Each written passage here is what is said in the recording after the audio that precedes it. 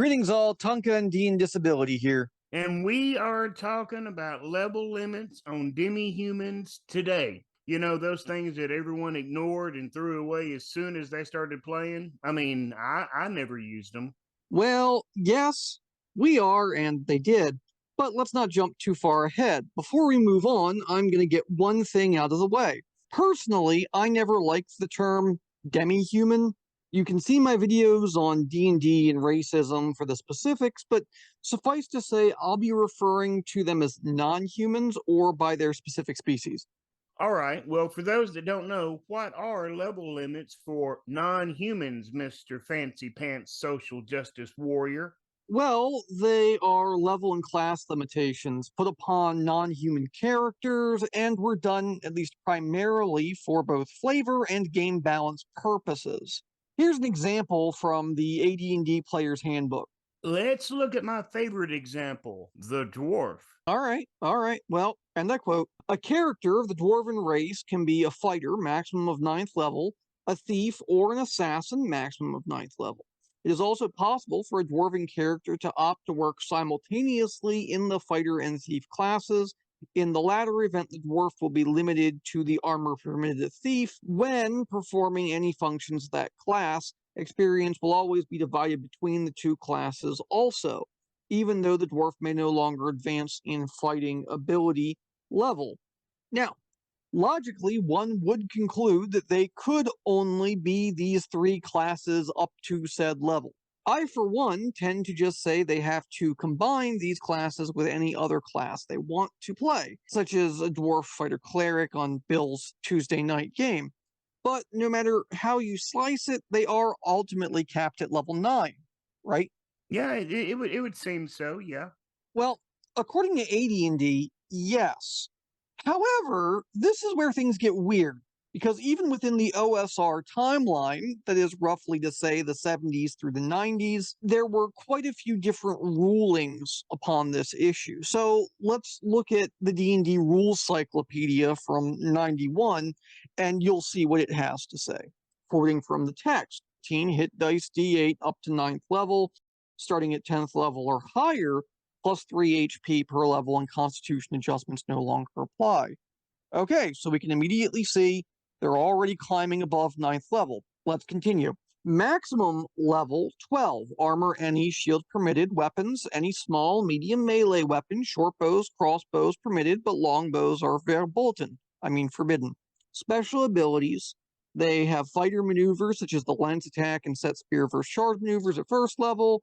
At 660,000 experience points, yes, you heard that right, they would gain fighter combat options, and they would gain half damage from spells at 1.4 million.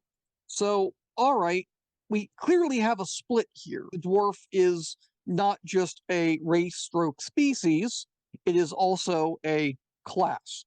Basically a fighter, yeah. Yeah. But said dwarf continues to gain experience well after they reach level 12, hence the 1.4 million and up, right? And the XP caps at 2.6 million. When was the last time you played a character that had that much XP? Well, never.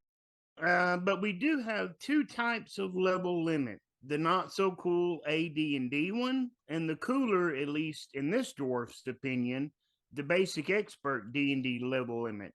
Genau, exactly. And this is where the level limit problem probably gets confusing for some, because originally getting all that sweet XP in basic might get you 2 attacks, half damage from spells, and even more down the road. And I argue that this is actually a superior path than the one that Gyxax chose, even though it's more limiting to the dwarf, especially since dwarves can only be fighter thieves. However, according to the player's handbook, dwarves can only be fighter thieves anyway. So, or at least more importantly, this allowed dwarves to at least hang out with higher level parties beyond 9th level. In fact, the hit point difference between a 27th level fighter and a 2.6 million experience point dwarf lord isn't really that bad. The two classes are comparable with similar attacking ability, And the only big difference is in hit points and abilities. I would even argue that the trade off between hit points and a dwarf's abilities at a higher XP is a fair trade off. Plus, after 12th level, the dwarf doesn't have to pay for leveling. Think of all the money saved. Yeah, can't argue with that. But all right, now, before we get the torches and pitchforks out, that info came directly from the rules Cyclopedia, which isn't canon for everyone, but it's still a canon D&D book. So bring it up with Allston if you have a beef. Second, why does any of this mean that level limits should be mandatory? You know, I was wondering when you'd get to that. I always ignored that kind of thing when I was playing as a kid. Well, yes, it's the elephant in the room. The reason y'all are here, you saw the clickbait title, yada, yada, yada. Well, I think level limits ensure two things. First, they enable a non-human character to enter a party and have a effectively forced retirement strategy. The level cap forces you to retire the character and play a new one in AD&D. And second, in basic, within at least Allston's rules Cyclopedia, it balances out the benefits the dwarf gets. They lose HP effectively at the back end, but still eventually gain some abilities. Right. And if people aren't playing humans in a 5e game, maybe consider capping the non humans at level 10 and see what happens. I mean, once you're done running from the torches and pitchforks, y'all might have some fun. Gygax wanted people to play humans after all. A 5th edition Gygax approved strategy, gotta love it. And personally, I prefer the compromise that Basic makes, and Beckme does it too. Surprisingly, Basic Fantasy, separate from Basic D&D, and other retro clones don't mimic the species' class setup, but I do have one final point to prove before we part ways for the day. Okay, hang on. Let's see. My note says it was, does this system actually work? That was it, right? Yeah, yep, that was it. You're reading that right. And the answer is no.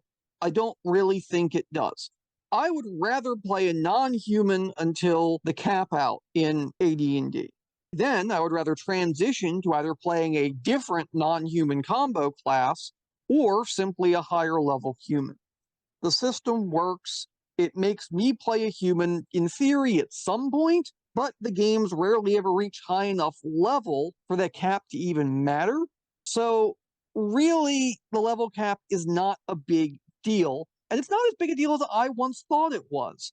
I've even actually kind of grown to appreciate what Gygax and others were trying to do, even if it's kind of a fun killer for some.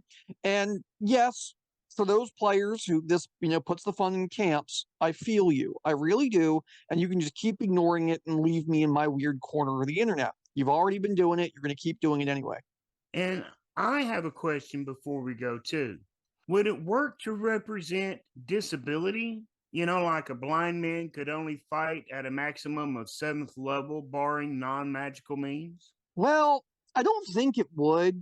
I can say, at least from my experience as a blind swordsman, I've practiced HEMA for over a decade. I'm well fluent in longsword, messer, Gyxax, saber, dagger, quarterstaff, Meyer halberd, and others. And really, I would say that I will only ever be so good at fighting, but I view it more so as like a static penalty in like a game term rather than a hard level limit. My blindness means I simply can't see thrusts coming, as an example.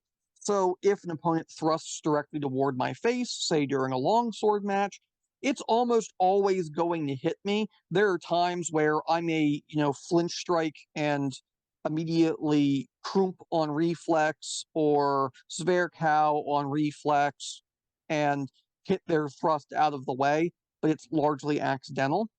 So in AD&D terms, I would give a blind character, say, a -4 on attacks and a +4 to armor class, because remember, in AD&D, the smaller the armor class, the better, in any range greater than 5 feet, right? So spears, range attacks, bows, etc., rocks being thrown, whatever.